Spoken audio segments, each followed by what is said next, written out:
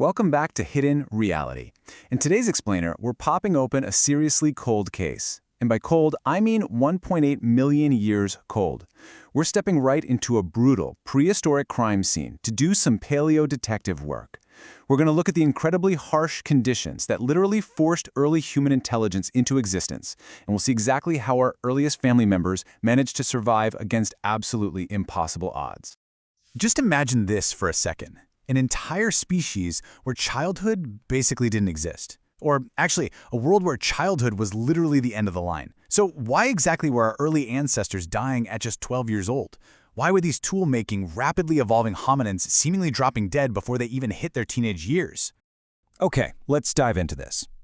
12.8 years. That incredibly bleak number was the average lifespan calculated from an ancient sample size of our early ancestors. It's a terrifying statistic, right? Finding fossils of a 25-year-old from this era was exceptionally rare, and virtually nobody made it to 30. So, to figure out what was slaughtering them so young, we really need to head back to where this whole mystery first started to unravel. Our crime scene opens up on November 4th, 1960, out in the scorching heat of Tanzania's Olduvai Gorge. A young Jonathan Leakey, who was digging alongside his famous scientist parents, uncovers a jawbone fragment, and from that one single fragment, this investigation escalated quickly. Digging deeper into that exact same soil, they recovered skull pieces and 21 hand and finger bones. Using some pretty sophisticated potassium-argon dating, they realized these remains were a staggering 1.8 million years old. But whose remains were they? Meet the victim of our prehistoric mystery, Homo habilis.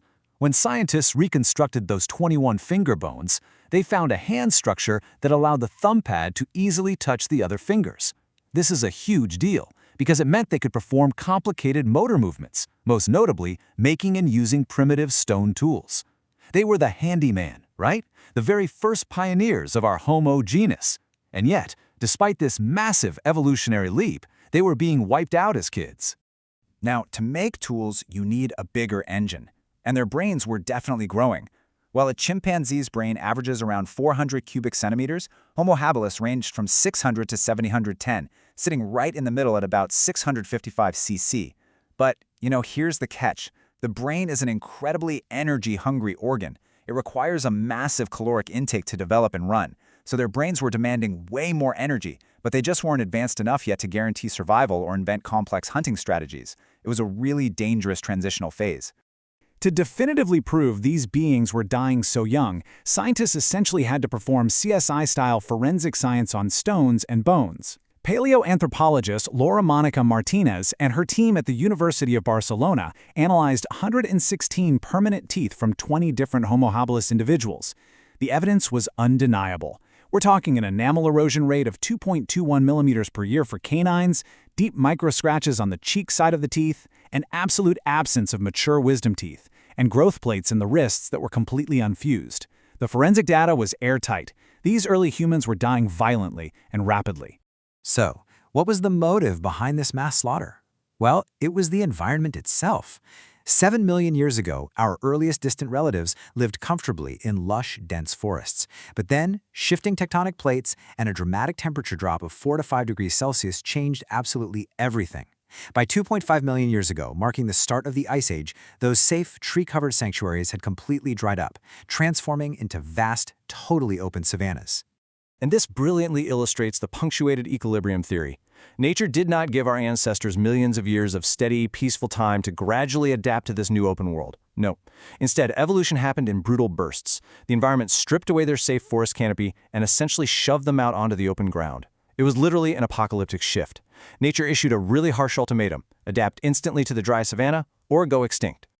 What's genuinely terrifying here is how poorly equipped Homo habilis was for this new world. Just look at their physical profile. They were barely 4 feet tall. Unlike us modern humans, they completely lacked the crucial spring arch in their foot, meaning they couldn't run long distances efficiently at all. Plus, their finger bones were this weird mix of curved and flat. They were half-baked creatures, honestly. Too human-like to swing effortlessly through the few remaining trees, but too ape-like to run gracefully across the open plains. And lacking that foot arch wasn't just, a minor inconvenience. It was a lethal problem for speed. A modern human can reach sprint speeds of up to 45 kilometers per hour, But Homo habilis, with their short, pygmy-like legs and flat feet, they maxed out around 20 to 22 kilometers per hour. Meanwhile, the Ice Age predators sharing the exact same savanna could easily top 50 kilometers per hour. Homo habilis stood absolutely no chance of outrunning danger. To sum up their extreme vulnerability, Homo habilis was forced into an environment that was 70% open grassland. It was a terrestrial battlefield, plain and simple. They were stranded out in the open without any natural weapons. No sharp claws, no massive fangs. They completely lacked the speed to flee, and their awkward shoulders and hands meant they couldn't rely on the trees as a quick, safe refuge anymore.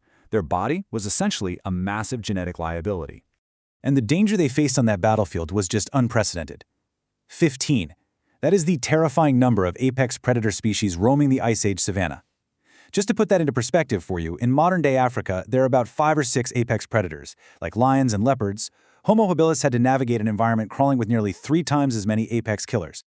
Just look at the rap sheet for these Ice Age serial killers.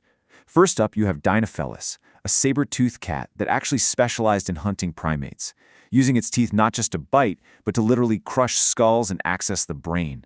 Then there's Meganterion, built kind of like a jaguar but with 5-inch fangs, executing surgical strikes directly to the carotid arteries from the brush. And let's not forget the Mossbach lion, a 500-kilogram monster that hunted in highly coordinated packs, basically double the size of today's lions. Danger was truly everywhere. If the giant cats didn't get you on the ground, giant hyenas, which by the way make today's hyenas look like lapdogs, would hunt you down just to crush your bones for marrow. If you tried to escape into the few remaining trees, well, giant leopards were already waiting to ambush you. And if you somehow magically avoided the ground and the trees, African crown eagles, these massive predatory birds with a 6.5-foot wingspan, were hunting vulnerable young hominids straight from the sky. It's like a horror movie. Even performing the most basic survival task, like just getting a drink of water, was a potential death sentence. Hidden in those waters was an 8-meter-long, 1-ton man-eating crocodile. This thing possessed a crushing bite force of 16,000 newtons. That's more than double the bite force of a modern great white shark. And we know this for sure because fossilized hominid leg bones have literally been found covered in the deep, unmistakable puncture marks of these aquatic monsters. So the crucial point is, how on earth did a 4-foot-tall, slow-moving creature survive this absolute nightmare? Well, the answer is terrifyingly risky: power scavenging. But we're not talking about just picking at leftovers here. This was highly coordinated, incredibly dangerous power scavenging. They had to, 1, locate a fresh kill, 2, actively distract the massive apex predators we just talked about, 3, rush in to cut away meat and bone marrow with their stone tools, and 4, escape in one piece. This kind of high-stakes scavenging could never, ever be done alone. Their greatest physical weakness literally forced them to work together. This absolute necessity for group coordination and planning sparked a rapid development in the brain, specifically in the Broca's area, which is the part responsible for speech and communication. The sheer desperation of stealing meat from actual monsters served as the evolutionary trigger for human language, complex social structures, and our heightened intelligence. Let's move to the next step and see how this builds into the broader human story.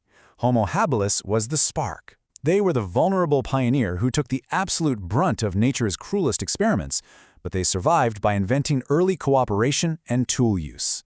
And this intense evolutionary pressure directly forged their successor, Homo erectus. Homo erectus was the fire. Taller, faster, smarter. This was a species that actually tamed physical fire and confidently expanded out of Africa, conquering the globe. Which brings us to a final, pretty awe-inspiring realization. Our ancestors didn't conquer an apocalyptic world of monsters with sharp claws, immense speed, or physical dominance. No way. They conquered it with the pure power of shared intelligence. Science and survival are intrinsically linked. The very first spark of human innovation was born not in the lab, but out of a desperate everyday need to survive just one more day on a terrifying savanna. Thank you so much for joining me for this explainer. Until next time, keep exploring the hidden reality all around you.